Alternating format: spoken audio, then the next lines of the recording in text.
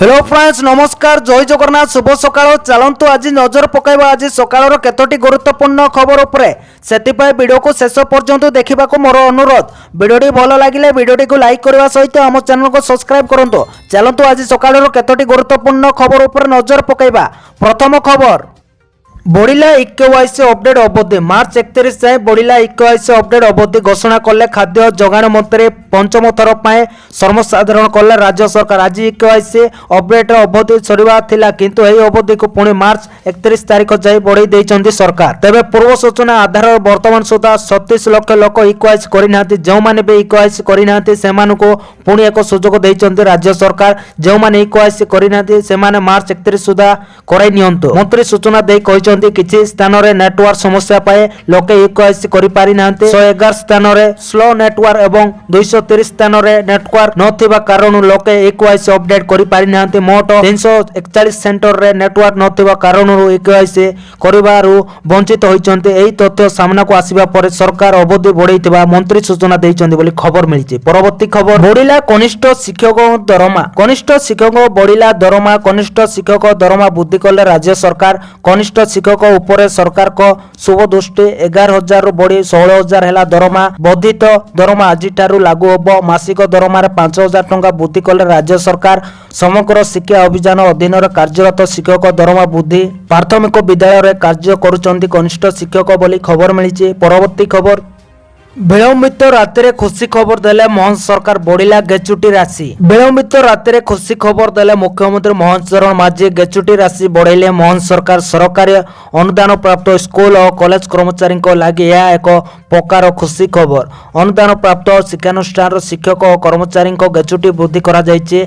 गेचुटी राशि बढ़ाइले राज्य सरकार। मृत्यु एवं अवसरकालीन गेचुटी राशि 5 लाख रु 7,50,000 वृद्धि करथिबा नै घोषणा करा जायछि। गेचुटी राशि वृद्धि संबंधी प्रस्ताव को मोहन माझी अनुमोदन करिसेंती बोली खबर मिलिछि। परवर्ती खबर आज शहीद मादेशी हाथ खर्च योजनार शुभारंभ 1.5 लाख रु अधिक शिक्षार्थी को मिलिबो 5,000। आज शहीद मादेशी हाथ खर्च योजनार शुभारंभ होब। मुख्यमंत्री मोहन चरण माझी जनजाति छात्र छात्री जमा खाता को एककालीन 5,000 टंका प्रदान करिवे। यूनिट 3 स्थित प्रदर्शनी पड़िया आयोजित राज्यस्तरीय आदिवासी मेला उद्घाटनी उत्सव रे यार शुभारंभ करा जिवो। तेबे एही योजना रे राज्यर 2 लाख शिक्षार्थी एही प्रोत्साहन राशि पाइबाकु थिबा बेले आज प्रथमे 1,60,000 शिक्षार्थी को एही प्रोत्साहन राशि प्रदान करा जिवो। राज्य सरकार जनजाति विकास पाए अनेक योजना कार्यकारी करुचंते।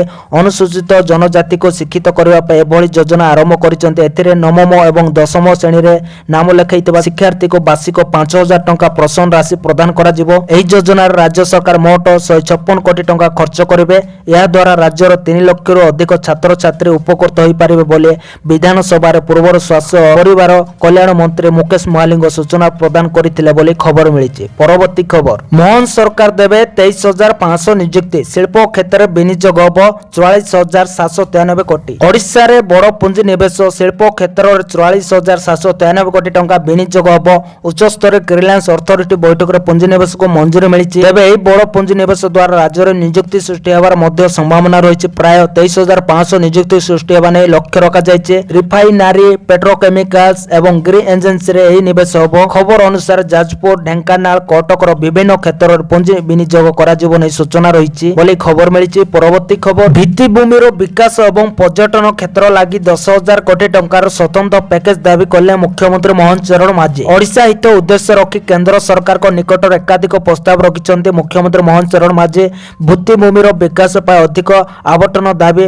गोपालपुर नुणखोला प्रस्ताव। झारसुगुड़ा नूतन इंडस्ट्रियल टेनिस प्रस्ताव। पर्यटन विकास 10,000 कोटी टंकार स्वतंत्र पैकेज। जल जीवन मिशन अधीन पर्याप्त बजेट व्यवस्था। पार्क बजेट परामर्श बैठक मुख्यमंत्री उपरोक्त प्रस्ताव केंद्र सरकार को निकट रखिंट बोली खबर मिली। परवर्ती खबर शिक्षकों मासिक वेतन 13,000 बढ़िबो। शिक्षकों आसीचे एक बड़ खुशी खबर। शिक्षकों वेतन वृद्धि को नहीं सरकार तरफ एक बड़ निष्पत्ति। यही निष्पत्ति फल शिक्षक मासिक वेतन में 12,000 रु 13,000 टंका वृद्धि होब। यही खबर निश्चित भाव शिक्षकों एक बड़ शुभ संवाद। यह फल आगामी दिन में शिक्षक माने प्रति मासरे निज दरमा अधिक 12,000 13,000 टंका पाइबे। ଦରମା ବୃଦ୍ଧି ପାଇଁ ପୂର୍ବରୁ ଦାବି ହୋଇ ଆସୁଥିବା ବେଳେ ଶେଷରେ ସରକାର ଶିକ୍ଷକ ଦୁଃଖ ଶୁଣିଛନ୍ତି ବୋଲି ଖବର ମିଳିଛି। ପରବର୍ତ୍ତୀ ଖବର, ସୁଭଦ୍ରା ଟଙ୍କା ପାଇ ନଥିବା ହିତାଧିକାରୀଙ୍କୁ ଆଶ୍ୱସ୍ତି ଦେଲେ ଉପମୁଖ୍ୟମନ୍ତ୍ରୀ, କହିଲେ କେହି ପଡ଼ିବେନି ବାଦ୍। ସୁଭଦ୍ରା ଟଙ୍କା ମିଳିନଥିଲେ ଏବେ ମିଳିବ ଟଙ୍କା, ବାଦ୍ ପଡ଼ିବେନି ଜଣେ ବି ଯୋଗ୍ୟ ହିତାଧିକାରୀ। ଶେଷ ହିତାଧିକାରୀଙ୍କୁ ଲିଷ୍ଟରେ ସାମିଲ କରାଯିବ। ଫେବୃଆରୀ 8 ତାରିଖରେ ମୁଖ୍ୟମନ୍ତ୍ରୀ ମୋହନ ମାଝୀ ସୁଭଦ୍ରା ଯୋଜନାର ଚତୁର୍ଥ କିସ୍ତି ଟଙ୍କା ହିତାଧିକାରୀଙ୍କ ଆକାଉଣ୍ଟକୁ ପଠାଇଛନ୍ତି। ହେଲେ ଏବେ ସୁଦ୍ଧା ଏମିତି ଅନେକ ଲୋକ ଅଛନ୍ତି ଯେଉଁମାନେ ସୁଭଦ୍ରା ଯୋଜନାର ଲାଭ ପାଇନାହାନ୍ତି। ଏହି ସମୟରେ ଉପମୁଖ୍ୟମନ୍ତ୍ରୀ ପ୍ରଭାତୀ ପରିଡ଼ା ବଡ଼ ବୟାନ ଦେଇ କହିଛନ୍ତି ଜଣେ ବି ଯୋଗ୍ୟ ହିତାଧିକାରୀ ବାଦ୍ ପଡ଼ିବେ ନାହିଁ।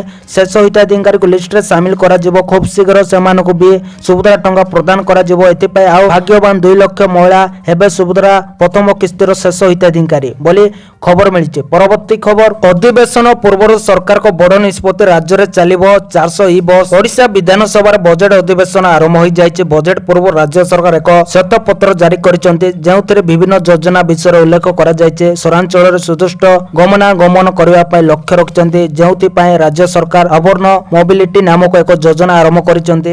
ଏହି ଯୋଜନାରେ ଭୁବନେଶ୍ୱର ପାଇଁ 150ଟି ଇ ବସ୍ କ୍ରୟ ଏବଂ 8ଟି ଅତିରିକ୍ତ ସହରକୁ ମୋ ବସ୍ ସେବା ମିଳିବ। ସେହିପରି ପ୍ରଧାନମନ୍ତ୍ରୀ ଇ ବସ୍ ସେବା ଯୋଜନା ଅଧୀନରେ ରାଜ୍ୟର ବିଭିନ୍ନ ସହରରେ 400ଟି ଇ ବସ୍ ନିୟୋଜିତ କରାଯିବ। ସେହିପରି ମହିଳା ସ୍ୱତନ୍ତ୍ର ବସ୍ ସେବା ଆରମ୍ଭ ହେବ, ଯାହାକୁ ସୁବର୍ଣ୍ଣ ମହିଳା ପରିଚାଳିତ କରାଯିବ। ମହିଳାଙ୍କ ସୁରକ୍ଷା ସଶକ୍ତିକରଣକୁ ପ୍ରାଥମିକତା ଦିଆଯିବ ବୋଲି ଖବର ମିଳିଛି। ପରବର୍ତ୍ତୀ ଖବର, ରାଜ୍ୟର ବିଭିନ୍ନ ଜେଲରେ ଥିବା କଏଦୀଙ୍କ ପାଇଁ ଖୁସି ଖବର, ଖର୍ଚ୍ଚ ହେବ ଏତିକି କୋଟି ଟଙ୍କା। ରାଜ୍ୟର ବିଭିନ୍ନ ଜେଲରେ ଥିବା କଏଦୀଙ୍କ ପାଇଁ ଖୁସି ଖବର, ଖୁବ୍ ଶୀଘ୍ର ରାଜ୍ୟ ସରକାର ସେମାନଙ୍କ ଖାଇବା ଖର୍ଚ୍ଚ ବୃଦ୍ଧି କରିବାକୁ ଚାହୁଁଛନ୍ତି। ଏବେ ଦୈନିକ ଖାଦ୍ୟ ଖର୍ଚ୍ଚ ମୁଣ୍ଡ ପିଛା 80 ଟଙ୍କା ହିସାବରେ ଦିଆଯାଉଛି, କିନ୍ତୁ ଏତିକି ଟଙ୍କାରେ 4 ଓଳି ଖାଦ୍ୟ ମାନଙ୍କୁ ନେଇ ପ୍ରଶ୍ନ ଉଠୁଥିବା ବେଳେ ଏବେ ଜେଲ ବିଭାଗ ଏହାକୁ 120 ଟଙ୍କାକୁ ବୃଦ୍ଧି କରିବା ପାଇଁ ସରକାରକୁ ପ୍ରସ୍ତାବ ଦେଇଛି। ସରକାର ଏ ସମ୍ପର୍କରେ ଚୂଡ଼ାନ୍ତ ନିଷ୍ପତ୍ତି ନେବେ। ରାଜ୍ୟ ସରକାର ବାର୍ଷିକ 43 କୋଟି 80 ଲକ୍ଷ ଟଙ୍କା ଖର୍ଚ୍ଚ କରୁଥିଲେ। ଏହା 80 ଟଙ୍କାକୁ ବଢ଼ିବା ପରେ ଖର୍ଚ୍ଚ 55 କୋଟି 48 ଲକ୍ଷ ଟଙ୍କାରେ ପହଞ୍ଚିଥିଲା। ଏବେ 120 ଟଙ୍କାକୁ ବୃଦ୍ଧି ହେଲେ ବାର୍ଷିକ 77 କୋଟି ଟଙ୍କା କଏଦୀଙ୍କ ଖାଦ୍ୟ ବାବଦରେ ଖର୍ଚ୍ଚ ହେବ ବୋଲି ଜେଲ ବିଭାଗ ଆକଳନ କରୁଛି ବୋଲି ଖବର ମିଳିଛି। ପରବର୍ତ୍ତୀ ଖବର, ରାସନ କାର୍ଡ ହାତେଇଛନ୍ତି 40 ଲକ୍ଷ ଭୂତ ହିତାଧିକାରୀ। ପ୍ରତି ଜିଲ୍ଲାରେ 1 ରୁ 1.5 ଲକ୍ଷ। ରାଜ୍ୟରେ ବହୁ ସଂଖ୍ୟାରେ ଭୂତ ହିତାଧିକାରୀ ରାସନ କାର୍ଡ ହାତେଇଥିବା ବିଷୟ ଅନେକ ସମୟରେ ଆଲୋଚନା ହୋଇ ଆସୁଛି। ତେବେ ସରକାର ଖୁବ୍ ଶୀଘ୍ର ଭୂତ ହିତାଧିକାରୀଙ୍କୁ ଚିହ୍ନଟ କରି ସେମାନଙ୍କ ବିରୋଧରେ କାର୍ଯ୍ୟାନୁଷ୍ଠାନ ଗ୍ରହଣ କରିବେ ବୋଲି ଅନେକ ସମୟରେ କହି ଆସୁଛନ୍ତି। ତେବେ ଇ-KYC ଶେଷ ହେବା ପରେ ଅଯୋଗ୍ୟ ହିତାଧିକାରୀ ସଂଖ୍ୟା ରାଜ୍ୟରେ କେତେ ତାହା ଜଣାପଡ଼ିଯିବ ବୋଲି ସରକାର ବାରମ୍ବାର ସୂଚନା ଦେଇଛନ୍ତି। ଏଭଳି ସ୍ଥିତିରେ ଶୁକ୍ରବାର ଖାଦ୍ୟ ଯୋଗାଣ ଓ ଖାଉଟି କଲ୍ୟାଣ ମନ୍ତ୍ରୀ କୃଷ୍ଣଚନ୍ଦ୍ର ପାତ୍ର କହିଛନ୍ତି ରାଜ୍ୟରେ ଏବେ 40 ଲକ୍ଷ ଭୂତ ହିତାଧିକାରୀ ରହିଥିବା ଜଣାପଡ଼ିଛି। ପ୍ରତ୍ୟେକ ଜିଲ୍ଲାରେ 1 ରୁ 1.5 ଲକ୍ଷ ଭୂତ ହିତାଧିକାରୀ ଅଛନ୍ତି। ବର୍ତ୍ତମାନ ସୁଦ୍ଧା ଇ-KYC ଚାଲିଥିବା ମନ୍ତ୍ରୀ ପାତ୍ର ସୂଚନା ଦେଇଛନ୍ତି ବୋଲି ଖବର ମିଳିଛି। ପରବର୍ତ୍ତୀ ଖବର, ରାଜ୍ୟରେ ବଢ଼ିବ କି ମଦ ଦର, ଜାଣନ୍ତୁ କଣ କହିଲେ ପୃଥ୍ୱୀରାଜ ହରିଚନ୍ଦନ। ରାଜ୍ୟରେ ବଢ଼ିବ କି ମଦ ଦର, ମଦ ଦର ବୃଦ୍ଧି ନେଇ ଅବକାରୀ ମନ୍ତ୍ରୀଙ୍କ ପ୍ରତିକ୍ରିୟା ପରେ ଦର ବଢ଼ିବାକୁ ନେଇ ପ୍ରଶ୍ନ ଉଠୁଛି।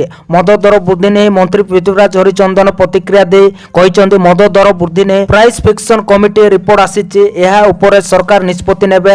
ସମସ୍ତ ଟ୍ୟାକ୍ସ ହୋଲ୍ଡରଙ୍କ ସହ ଆଲୋଚନା କରି ଫିକ୍ସନ କମିଟି ନିଷ୍ପତ୍ତି ନିଏ। 3 ଦିନ ତଳେ ଏହି କମିଟି ବସିଥିବା ବେଳେ ମଦ ଦର ବୃଦ୍ଧି ନେଇ ନିଷ୍ପତ୍ତି ଆସିଛି। ଏହା ଉପରେ ରାଜ୍ୟ ସରକାର ବିଚାର କରିବେ ବୋଲି କହିଛନ୍ତି ଆଇନ ମନ୍ତ୍ରୀ ପୃଥ୍ୱୀରାଜ ହରିଚନ୍ଦନ ବୋଲି ଖବର ମିଳିଛି। ପରବର୍ତ୍ତୀ ଖବର, 4222 କୋଟିର ପ୍ରକଳ୍ପକୁ ମଞ୍ଜୁରୀ ଦେଲେ ସରକାର। ଓଡ଼ିଶାରେ 25ଟି ପ୍ରକଳ୍ପକୁ ରାଜ୍ୟସ୍ତରୀୟ ସିଙ୍ଗଲ ୱିଣ୍ଡୋ କ୍ଲିୟରାନ୍ସ ମଞ୍ଜୁରୀ ମିଳିଛି। ମୁଖ୍ୟ ଶାସନ ସଚିବଙ୍କ ଅଧ୍ୟକ୍ଷତାରେ ଅନୁଷ୍ଠିତ ବୈଠକରେ 16ଟି ସେକ୍ଟର 4222 କୋଟିର ପୁଞ୍ଜି ନିବେଶକୁ ଅନୁମୋଦନ ମିଳିଛି।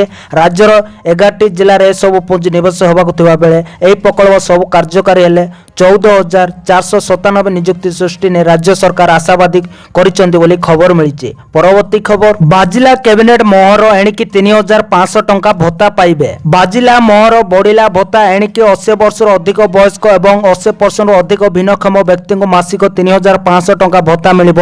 ପୂର୍ବରୁ ଏହି ଭତ୍ତା 1,200 ଟଙ୍କା ଥିବାବେଳେ ଏବେ ଏହାକୁ ବୃଦ୍ଧି କରାଯାଇଛି। ଶୁକ୍ରବାର ଅନୁଷ୍ଠିତ ରାଜ୍ୟ କ୍ୟାବିନେଟ୍ ବୈଠକରେ ଏହାର ପ୍ରସ୍ତାବକୁ କ୍ୟାବିନେଟ୍ ମୋହର ବାଜିଛି।